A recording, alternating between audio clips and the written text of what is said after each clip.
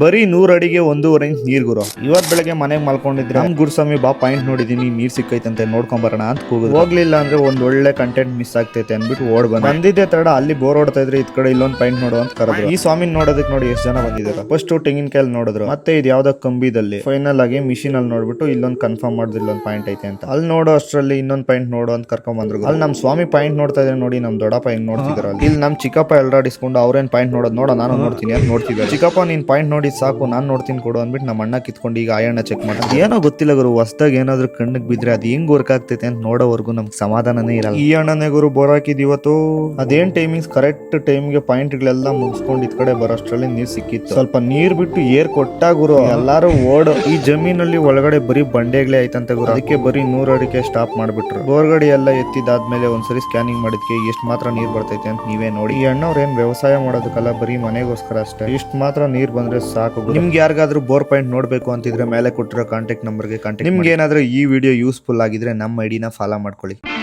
ಕೈ ಕೆಸರಾದರೆ ಬಾಯಿ ಮೊಸರೆಂಬ ಹಿರಿಯರ ಅನುಭವ ಸತ್ಯ.